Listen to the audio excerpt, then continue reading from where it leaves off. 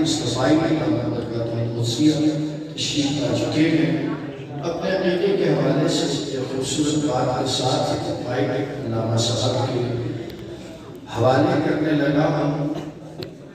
میں جہاں بھی جاتا ہوں لوگ یہ کہتے ہیں کہ ذکر اہل بیت سنایا جائے، اس لیے اب ایک خوبصورت کلام اور پھر مائک حضرت علامہ صاحب کے بعد بلند آواز سے کہنے سبحان کہہ رہا ہوں کہ خدایا رحم فرما سید کونین کا صدقہ، خدایا رحم فرما سید کونین کا صدقہ، ہماری چھوٹیاں پر سرور دارین کا صدقہ، اور عطا ہو سائروں کو بارگاہ پاک سے کچھ تو، عطا ہو سائروں کو بارگاہ پاک سے کچھ تو، رفیق غار یعنی ثانی حسنین کا صدقہ، اور عدالت بخش فاروق اعظم کے وسیلے سے سخاوت کر عطا عثمان ذوالنورین کا صدقہ، آخر مصرع کے علوم حیدر کرار سے حصہ ملے ہم کو، علوم حیدر کرار سے حصہ ملے ہم کو، علی نام میں ہے عین اس عین کا صدقہ. انتہائی محبت کے ساتھ التماس گزار واجب الاحترام عزت صاحب عالمی مبلغ اسلام جنہیں سوشل میڈیا کے حوالے سے پوری دنیا میں ملاحظہ کیا جاتا ہے، سوال کیا جاتا ہے، حضرت علامہ مولانا رضا ساکت مصطفی دامت برکاتہ توسیہ کے شاگرد کے بعد حضرت قبلہ علامہ مولانا محمد خالد مصطفی دامت برکاتہ توسیہ سے تشریف لائے اور اپنے خطاب دلنشین سے اور بہت سہل انداز میں گفتگو کرتے گئے. اس انداز میں ہمیں اپنے خطاب سے مستفیض فرمائے. نعرہ تکبیر، نعرہ رسالت، نعرہ رسالت، نعرہ تحقیق، نعرہ حیدری، نعرہ غوث.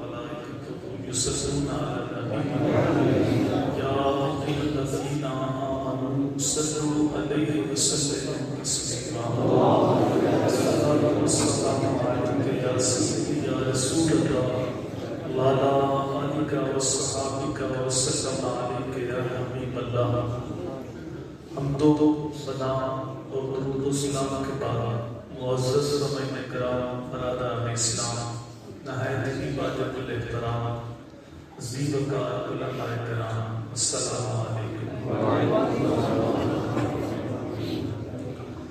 آج کی یہ بابرکت محفل آپ لوگوں نے بڑی محبت اور عقیدت کے ساتھ اپنے آقا و مولا حضور نبی رحمت صلی اللہ علیہ وآلہ وسلم کی بارگاہ میں اپنی عقیدتوں، ارادتوں اور محبتوں کا خراج پیش کرنے کے لیے منعقد کی. اللہ تعالیٰ کی بارگاہ میں دعا ہے اللہ تعالیٰ محفل کا لمحہ لمحہ اپنی بارگاہ میں قبول فرمائے. میں اختصار کے ساتھ کچھ باتیں آپ کے گوش گزار کرتے ہیں.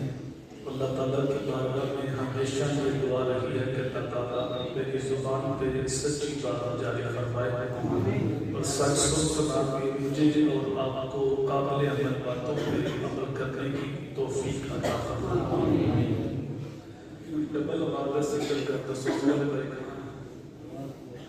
یہ ڈبل بات ہے، اس کو سن کر کبھی کو بھی بول بنا رہتا ہے۔ پورا سال ہی میرے حضور کا ذکر خیر ہوتا رہتا ہے، لیکن رب البرشش کے اندر یہ ذکر پورے عروج پہ ہوتا ہے۔ رب البرشش تو اپنا دادا سمیٹ چکا تھا، رب اسلامی کی اندر گیا، لیکن حضور کے تذکار کی خوشبو ختم نہیں ہوئی۔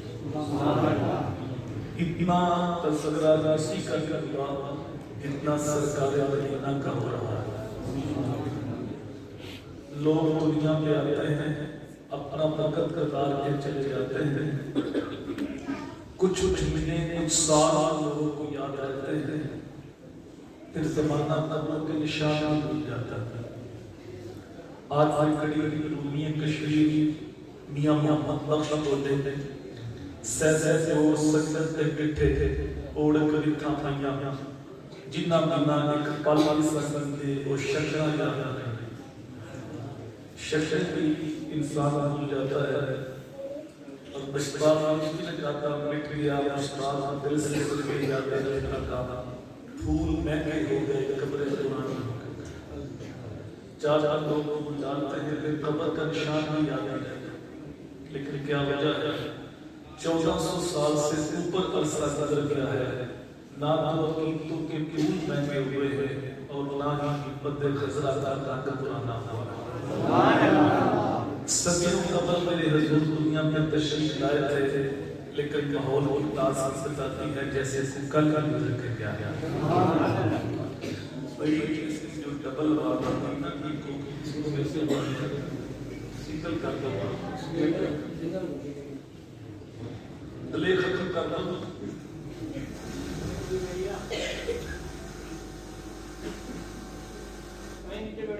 بعض لوگ پوچھتے ہیں تم یہ محفل ملاد کرتے ہو، یہ کہاں لکھا ہوا ہے؟ ایک طرف تو دلیل کی دنیا ہے، ہمارے علماء کرام دلیل کے بار لگا دیتے ہیں، لیکن میرے شیخ طریقت قبلہ استادی مکرم پیرزادہ محمد رضا ساقی مصطفی صاحب، آپ کا انداز تو بالکل سادہ ہے لیکن روحوں میں اترنے والا ہے۔ آپ بڑے دھیمے لہجے میں کہتے ہیں کیا ذکر رسول کے لیے بھی کوئی دلیل چاہیے؟ کیا یہ ہو سکتا ہے بات پھول کی چل رہی ہو اور بلبل کو ناگوار گزرے؟ کیا یہ ممکن ہے کہ بات شمع کی ہو رہی ہو اور پروانہ کے یہاں لکھا ہو؟ کیا بات چاند کی چل رہی ہو اور عمری اس کی دلیلیں ڈھونڈتے ہیں؟ فرماتے یہ بھی ممکن ہے کہ بعض سرکاریں نہ کی ہو رہی ہو اور امتی کہے کہاں لکھا؟ امتی کے لیے اس سے بڑھ کے سرمایہ نہیں، حضور کی صورت کی بات کرتے تو حضور کی سجدہ کی بات کرتے۔ امتی کا چہرہ تو کھل اٹھتا ہے اور وہ کہتا ہے میں خانہ سہارا دیتا ہے، نہ جام سہارا دیتا ہے، ہم کو تو فقط کملی والے کا ایک نام سہارا دیتا ہے۔ اتنا میٹھا نام ہے، جب کسی کے لبوں پہ حضور کا نام آتا ہے تو لگتا ہے منہ میں شہد بن گیا۔ یہ انور مسعود صاحب یہ ہے تو مزاحیہ شاعر، لیکن جب حضور کی بدعت کی قلم اٹھاتے ہیں تو کمال کر دیتے ہیں۔ ان کا نام لبوں پہ آئے میٹھا میٹھا منہ ہو جائے، ان کا نام لبوں پہ آئے میٹھا میٹھا منہ ہو جائے، ان کے بول بہاروں جیسے اور سحاب ستاروں جیسے، ان سے پیارا اور نہ کوئی، ان سے بچھڑ کر لکڑی روئی، جب ہم شہر کو جایا کرتے سب کے بادل سایا کرتے۔ وہ شانوں کے مالک ہے، جب ان کا تذکرہ نور چھڑتا ہے تو ماحول میں خوشبو پھیل جاتی ہے۔ تو یہ عمل خلف سلف کے اندر بڑا محبوب رہا، جو مل بیٹھ کے حضور کی آمد کے تذکرے کرتے ہیں اور اپنے دل کو تسکین دیتے ہیں۔ دین اسلام کو 3 حصوں میں تقسیم کیا گیا ہے۔ پہلی چیز ہے عقائد کا درست ہونا۔ اگر کسی شخص کے عقائد میں خرابی آتا ہے تو اس کے اچھے اعمال آخرت میں نفع کا سبب نہیں بنتا، کیونکہ عقائد کا دوسرا نام ہے ایمان۔ اور اعمال قبول ہوتے ہیں ایمان کی شرط کے ساتھ. تو جب عقائد بگڑتے ہیں تو ایمان رک جاتا ہے. یہ ہو سکتا ہے کسی کے نیک اعمال اس کے ایمان آنے کا سبب بنے، لیکن بغیر ایمان کے اعمال اللہ کی بارگاہ میں قبول نہیں ہوتے. بغیر اچھے عقائد کے اعمال اللہ کی بارگاہ میں قبول نہیں ہوتے. وقت گزرنے کے ساتھ ساتھ اس طرح چیزوں میں ملاوٹ آ گئی، اس طرح عقائد کے اندر بھی تغیر و تبدل پیدا ہو رہا ہے. لیکن سچے عقائد وہی ہیں جو 14 صدیوں سے چلے آ رہے ہیں، جو صحابہ، اہل بیت اور اولیاء اللہ کہتے ہیں. ان عقائد سے ہٹ کر اگر کوئی نئے عقائد اختیار کرتا ہے تو وہ عقائد کسی مومن کے عقائد نہیں ہو سکتا. تو پہلی چیز ہے عقائد کا درست ہونا. دوسری چیز ہے عبادات. جو چیزیں اللہ نے فرض کی ہیں، واجب کی ہیں، ان کی پابندی. قرآن مجید میں ایمان کے بعد عمل صالحات کا تذکرہ آپ کو بار بار ملے گا. اور تیسری چیز ہے معاملات، حقوق العباد. اگر کوئی شخص عقائد بھی درست رکھتا ہے، عبادات کی بجا جاتا ہے، لیکن وہ معاملات میں صحیح نہیں، حقوق العباد کا خیال نہیں کرتا، تو حدیث کی روح سے ایسا شخص جنت کے اندر نہیں جائے. شرک سب سے بڑا گناہ، سب سے بڑا گناہ ہے، بولیے کیا ہے؟ لیکن شرک توبہ سے معاف ہو جاتا ہے. ایک مشرک جب سچی توبہ کرتا ہے تو اس کی نئی زندگی شروع ہوتی ہے. بھائی معذرت کے ساتھ کوئی بندہ ساؤنڈ والے نے یہ بات کرا سکتا ہے، اس کو پتہ ہے جہاں ہے اس کو بند کر سکتا ہے. ڈبل بات ہے، اس کو سنگل ہو سکتا ہے.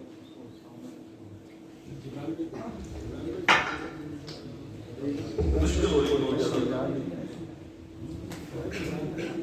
درود پاک پاک سے نہیں، اس کو پتہ نہیں جہاں لے لے کر کروا دو تو اس کی ریپیٹ نہیں آئے گی. باہر نکال دو. درود پاک پاک.